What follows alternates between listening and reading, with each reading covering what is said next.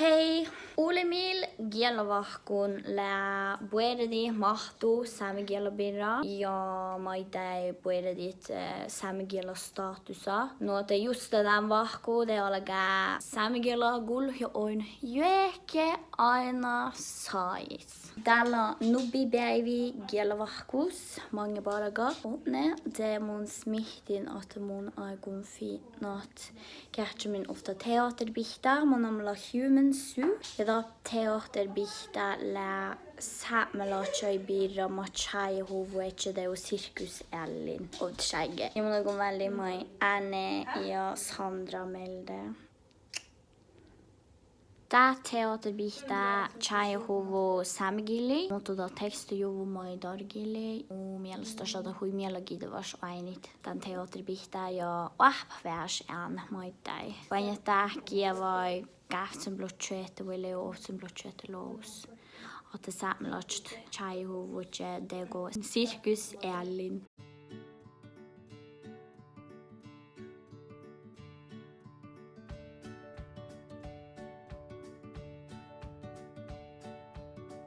Hei, ootnella gulmapäivi Gielavahkus, Kaskavahku ja ootne lämmun kuessi NRK Finnmarku radios. Täällä lävisi sperkuossinne 4 minuuttia, mutta mun on millä desani samgili. I'm so lucky että mun on lämmin siin kuessi olles kähtsen blot minuuttia. Illudan tämän radiosadeis, det mun vara badan halla muja jambira, mu perustumi birra ja mu YouTube-kanala birra. Ja det että mun maidai meri 3 laula, maisi kallekin spela, tämän kun mun on kuessi toppe. Limolsi ääntä Petromslanu.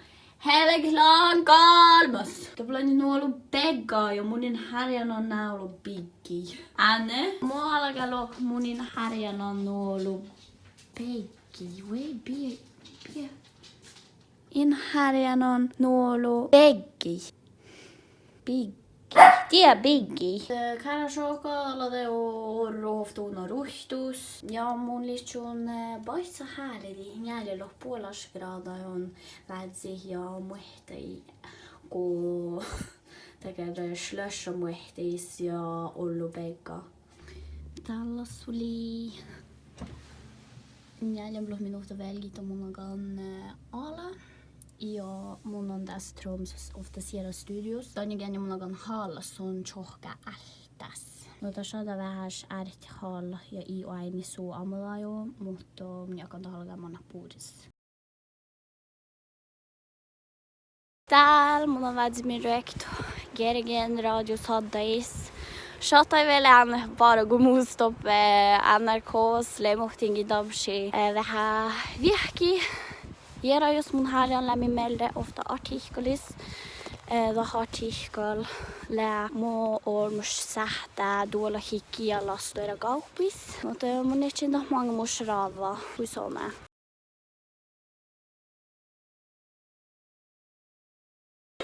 Hei, vuodet puhuttiin mun YouTube-kanali. Täällä on Sandra, sonna mun roomi, sonna Oslos ere. Så vänner man ere Ravandas, Afrikas. Aigu mun uophi sunne saamigiela. Aina täällä saamigiela vahku. Ja, är du klar för att lära lite samisk?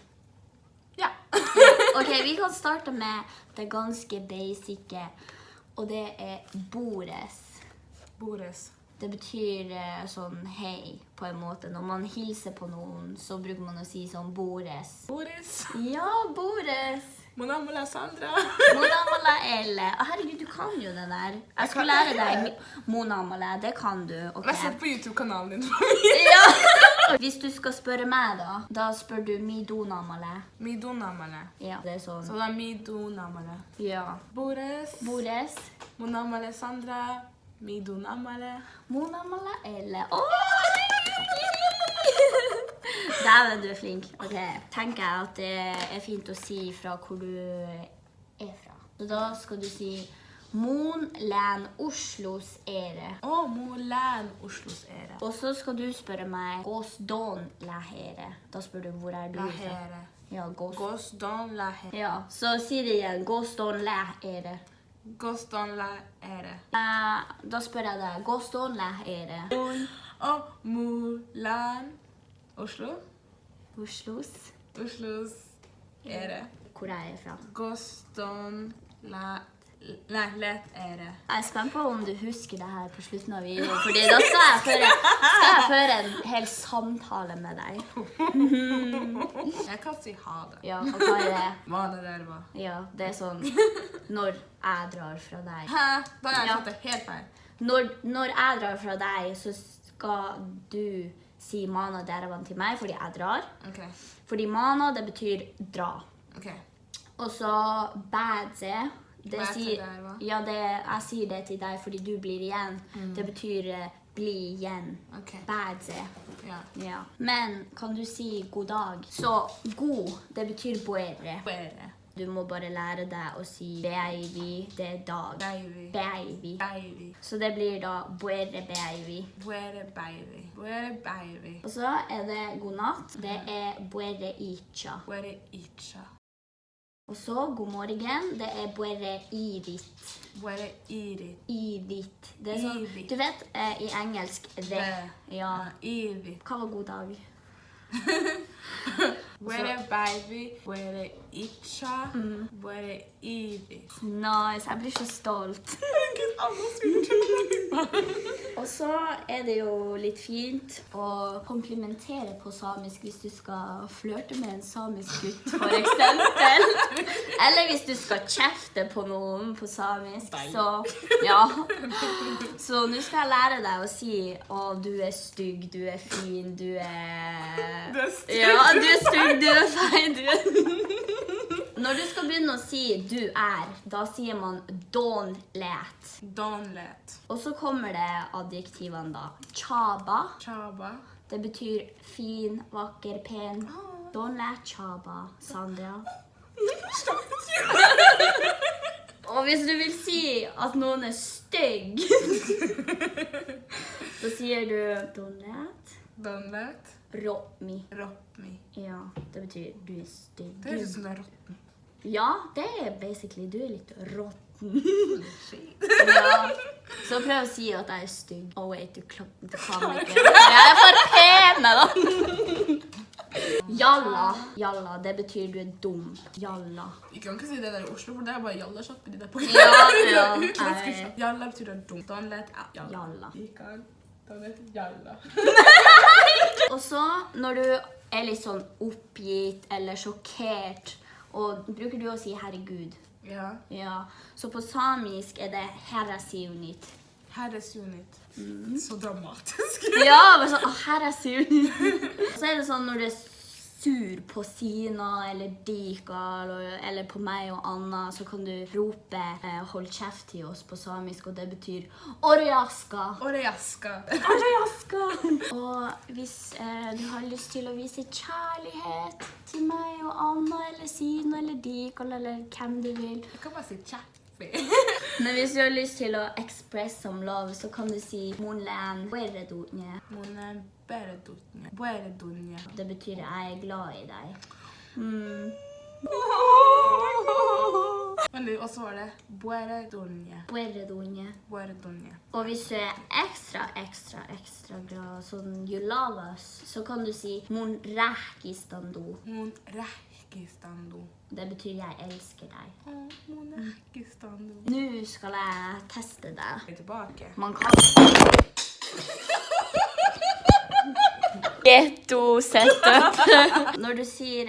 Når folk sier buere baby til deg, så kan du si imelati. Imelati. Ja, ok. Buere baby. Imelati. Mido namale. Mon namale Sandra. I to? Nei, du kan da si nabado. Nabado. Nabado. Mon namale ele. Gostone ere. Mon lande Oslo. Ere. Monan hui buere dunje. Sier jeg er glad i deg. Buere dunje. Ja, men det er søtt det også. Rakkestundje. Rähkistandu. Rakkestundje. Ja. Jeg bryr meg litt mer om det. Men nå er det fleip eller fakta. Der er fakta om samer da. Ok, første. Samer opplever 10 ganger mer diskriminering enn etniske norske. fakta. Det er fakta. Andre samiske barn ble slått med linjal på fingrene når de snakket samisk på skolen under fornorskningen. Fakta. Det er fakta. Og så den siste. Det ble hentet over 700 samer fra Norge, Sverige og Finland til å bli stilt ut til dyrehager. Hvor mange sa du det var? 700. Oh my god. Ja? Nei, det er ikke sant. Det var 400. Og den med de 300, så heldig du er. Ja! Nuote, kommentere ja like jos jäällä behaini Gosandra og Pamoja äänejes ravandisk. Tielle on vlog osi Sami vahkus, Sami kiela vahkus ja min ainalat ihtiin. Ha det!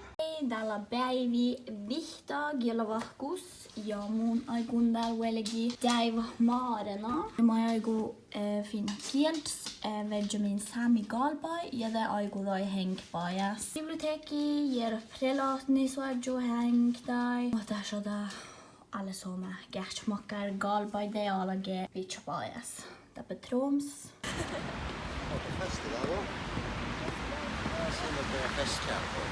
Jo, täällä mi radeviesus, ueredi mingita säännö jo det här jibuata deike aiku lokmaddesani.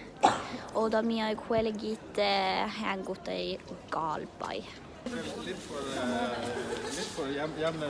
Tusen takk for at det her vil vi bidra med. Så vi lagde jo da kampanjen Tjaift Gollegela i hjertespråket, som er en sosiale mediekampanje hvor man dokumenterer synliggjøring av samisk språk.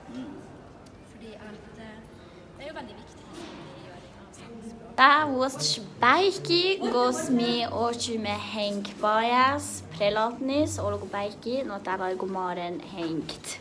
Da was skalba.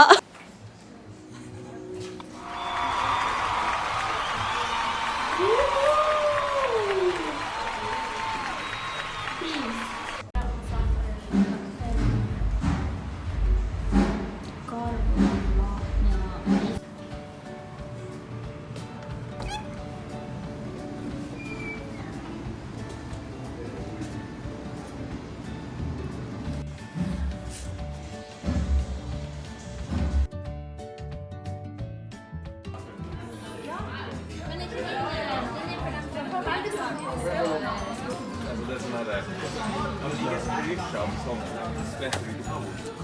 Ikke så kravene. Ja, så en gang du driver og prøver å løse det her med oppgaven, så